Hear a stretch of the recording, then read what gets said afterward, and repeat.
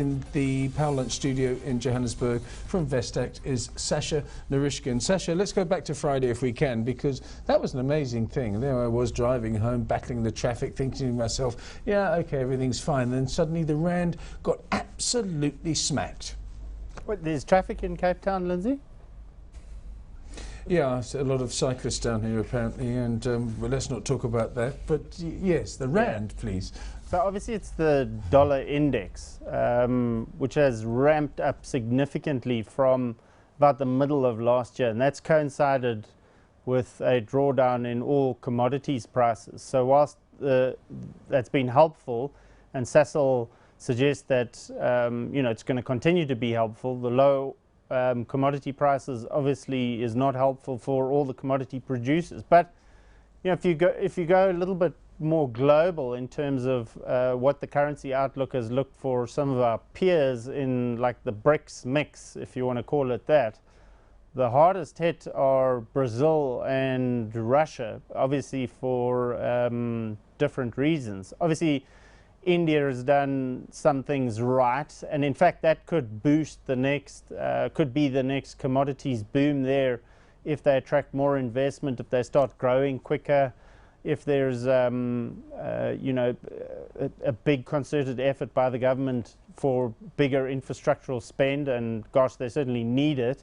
So I guess that's the next thing to watch in all of this in terms of the commodity space, is whether or not, because it certainly looks like China is consuming less and less. There are some pretty ugly numbers coming out. And in terms of oil, and I guess we're going to talk about Sasol soon, there's even starting to become a market in storage even. So it kind of gives you an indication that whilst rig counts are falling, people are starting to store more and more oil. So and also Goldman Sachs has changed their projection, maybe saying $40 a barrel is too low. So your guess is probably as good as mine.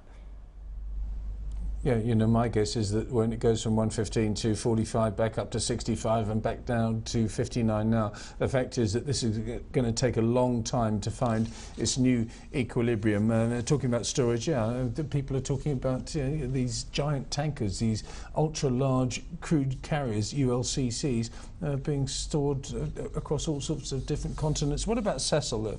The Sasol story is an interesting one. We know about the dividend, we know about the fact that the oil price has fallen, but they must be looking at themselves today and saying, we've really been saved by a rand that is now 12.03, 12.04.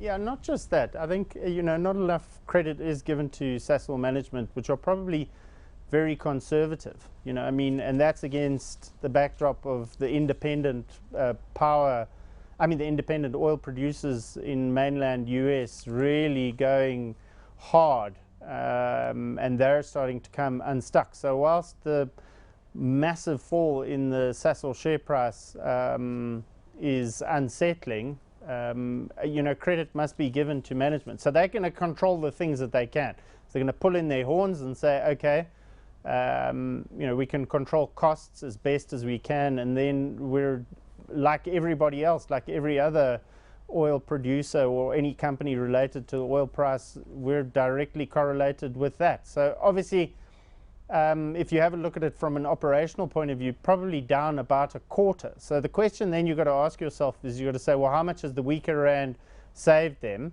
I mean, we're at 12 here, and in the period for the 6 months, they were at what, 10.99, which was 9% weaker.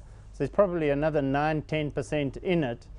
In terms of where we are currently, and obviously if the oil price is going to settle a little bit higher, but I think people mustn't work too far ahead, because notoriously, if you'd asked anybody a year ago if they thought the price of oil would be $60 a barrel, they probably would have said, no, you're nuts, it's probably going to be between 90 and 110. So predicting where the oil market is going to go next is a tricky job at best.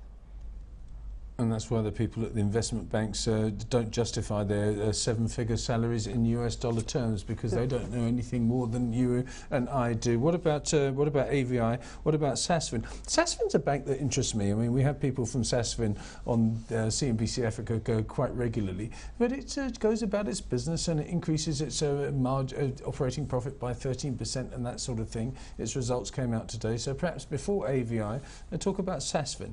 I think the limited liquidity is a bit of an issue, because if you have a look at the chart, as you pulled it up there earlier, you can see that it doesn't trade as much as you would like. So probably because it's very tightly held, but I think on balance they do a great job there.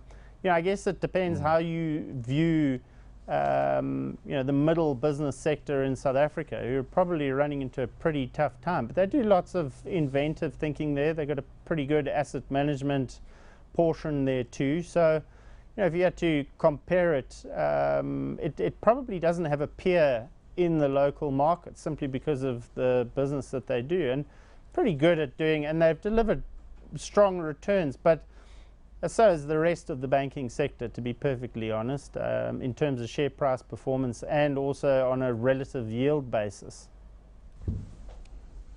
Okay, let's talk about AVI now before we go to the break. A strong brand portfolio, it says here, underpinned a sound performance in a challenging trading environment. Every single company I speak to says it's very challenging in South Africa, and it really says something about South African companies, that during a challenging environment they can do quite well, because their revenue was up 11%, their operating profit up 13% to 1.15 billion. I've always been worried about this company because it's so diversified, but I think diversification is the key here.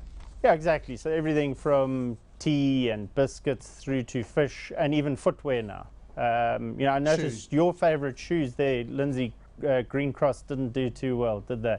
No, I mean, jokes aside, you've got to ask yourself the question, trading on a 20 multiple, obviously the strong dividend underpin is going to keep them at these elevated levels. But where is the growth going to come from? So is an 11 to 12% increase in profits, does that justify a 20 multiple?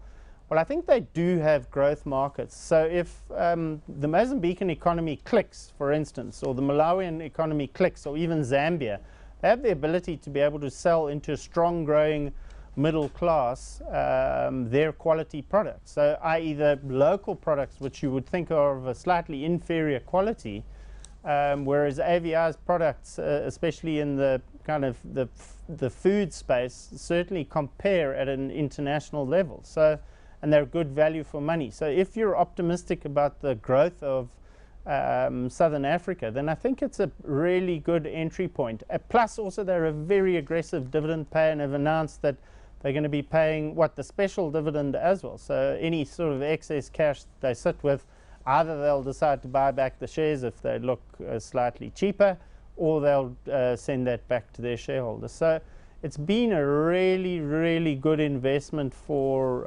longer term shareholders over a period of a decade plus. People have done exceptionally well out of this one, and it probably justifies, like I said, that higher multiple because of the dividend underpin in a lower interest rate environment. Just a quick one, but of course a quick one doesn't really do justice to the company I'm about to talk about. It's called SABMillier. It says here, SABMillier sees more affordable beer and middle class aspirations as the biggest growth opportunities in Africa. So on the one hand it says cheap beer, on the other hand it says expensive beer. They've got the best of both worlds, apparently, because it's, let's face it, a monopoly. Well, I remember as a youngster living in Mozambique, and just at beer drinking age, I had an Impala. Now, as far as I understand it, an Impala is now cassava beer. Is that right? I don't know if it was back then. Yes. I think it was made in the same brewery as Deutsche M and Laurentina. But I think a bit of a strange announcement, and a few strange ones with regards to, I mean, you'll recall their CFO high-profile departure. I'm not too sure how the shift from a South African company to a more kind of British culture, and whether or not that's a positive or a negative. Remember that they're trading on a very, very demanding multiple. But I think if you're sitting in London, Lindsay, and you ask yourself, where is a consumer stock that I can get middle class and get instant diversification globally?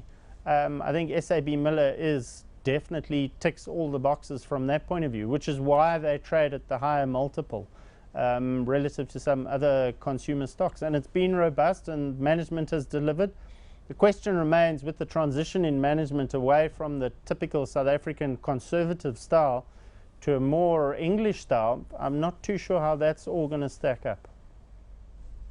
No, not right. If you walk around about 250 metres away from these studios, Sasha, you'll find a place called Vasco da Gama, which is one of the oldest Portuguese places in Cape Town, and you can still get a Laurentina, but goodness me, they charge through the nose for it. It's around about 45, 50, even maybe 60 rand per bottle. Thanks so much for joining us this lunchtime. That's Sasha Naryshkine from Vestact.